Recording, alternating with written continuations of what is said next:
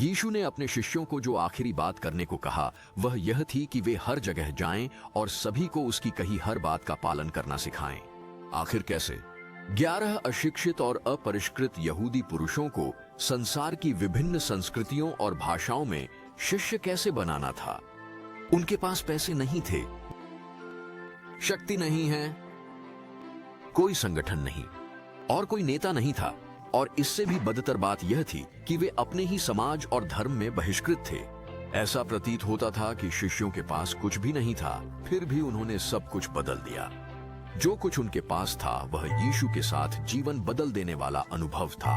केवल आज्ञा पालन करने की इच्छा, पवित्र आत्मा की शक्ति, अरे हाँ, और बहुत सारे संपर्क जिसे हम आज सोशल नेटवर्क कहते हैं। यहाँ क्या हुआ? सब कुछ प्रार्थना से शुरू हुआ। फिर पिन्तेकुस्त के दिन पवित्र आत्मा की शक्ति आई। पिन्तेकुस्त के बाद दूर दूर से यरूशलेम आने वाले लोग घर गए और अपने दोस्तों और परिवार को बताया कि परमेश्वर ने क्या किया है। और जब उन लोगों ने जो कुछ उन्होंने अनुभव किया था उसे बताया, तो यीशु के बारे में खुशखबरी जंगल की आग की तरह फैल गई। पिन्तेकुस्त के बाद सोशल नेटवर्किंग के माध्यम से सुसमाचार वायरल हो गया। ये 2000 साल पहले की बात है। तो आज हम कैसे हैं? कुछ अच्छी खबरें हैं और कुछ अच्छी नहीं। अच्छी खबर यह है कि ईसाइयों की संख्या बढ़ रही है।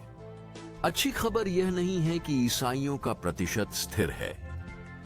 तो समस्या क्या है और हम इसे कैसे हल कर सकते हैं? सबसे बड़ा मुद्दा यह प्रतीत होता है कि यीशु में विश्वास करने वाले सभी लोग वास्तव में यीशु के आज्ञाकारी अनुयायी नहीं हैं। यीशु के शिष्य होने का मुख्य काम अधिक से अधिक शिष्य बनाना है, लेकिन आज बहुत से लोग ऐसा नहीं कर रहे हैं।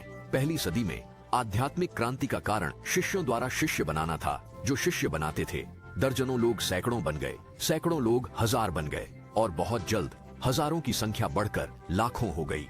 यह सब इसलिए क्योंकि साधारण लोगों ने बस वही माना जो यीशु ने उन्हें करने के लिए कहा था, और जिन्होंने जवाब दिया उन्हें भी ऐसा ही करने के लिए सिखाया। हमें लगता है कि यह एक ऐसा विचार है जिसका समय फिर से आ गया है। हम इसे शिष्य बनाने का आंदोलन या संक्षेप में DMM कहते हैं। यह एक आंदोलन है क्योंकि यह स्वाभाविक रूप से बढ़ सकता है। तो फिर आप शिष्य बनाने का आंदोलन कैसे शुरू करते हैं? यह वास्तव में बहुत सरल है। इंजन वह है जिसे हम खोज बाइबल अध्ययन कहते हैं। यहाँ बताया गया है कि खोजपूर्ण बाइबल अध्ययन कैसे काम करता है। जब परमेश्वर किसी समुदाय में एक नेता को प्रकट करता है, तो शिष्य बनाने वाला प्रशिक्षक उन्हें अपने मित्रों और परिवार के बीच से एक समूह परमेश्वर के वचन के साथ सीधे संपर्क की प्रक्रिया शुरू करता है। प्रारूप सरल है। अंश क्या कहता है, इसका क्या अर्थ है, मैं प्रतिक्रिया में क्या करूंगा, और अंत में मैं किसे बता सकता हूं ताकि दूसरा समूह शुरू कर सके। व्यक्तिगत खोज, तत्काल आज्ञाकारिता और लगातार प्रतिकृति नए आंदोलनों के लिए लॉन्चिंग पैड हैं। हर व्यक्ति का प्रभाव का एक अनूठा चक्र होता है। कोई भी दो बिल्कुल एक जैसे नहीं होते, लेकिन हर किसी का चक्र कई अन्य लोगों के साथ ओवरलैप होता है। प्रतिच्छेदन बिंदु वे होते हैं जहां से आंदोलन शुरू होते हैं। चाहे कोई भी देश, भाषा या संस्कृति क्यों ना हो, लोग अपने लिए जो महत्वपूर्ण है उसे उन लोगों के साथ साझा करते हैं जिनकी वे परवाह करते हैं। आमतौर पर जब हम भविष्य के बारे में सपने देखते हैं तो हम पुराने को पीछे छोड़कर नए को अपनाना चाहते हैं, लेकिन शायद जब हम महान आदेश को पूरा करने के हमें उस जगह वापस जाना होगा जहां से यह सब शुरू हुआ था। यीशु के शुरुआती अनुयायियों ने सरल आज्ञाकारिता और स्वाभाविक नेटवर्किंग के माध्यम से दुनिया को उलट दिया। हम आज भी वही होते हुए देख रहे हैं। मार्च 2005 से यीशु के 10 लाख नए अनुयायी जो हमारे DMM प्रक्रिया के माध्यम से सिंहासन के चारों ओर राष्ट्रों, जनजातियों और भाषाओं के मौजेक में शामिल हुए। यह बहुत सारे शिष्य हैं। हमारा मानना है कि यह सिर्फ शुरुआत है जो परमेश्वर शिष्य बनाने के आंदोलनों की शक्ति को उन्मुक्त करके करना चाहता है। जैसा कि शुरुआत में था, यह अंत तक रहेगा।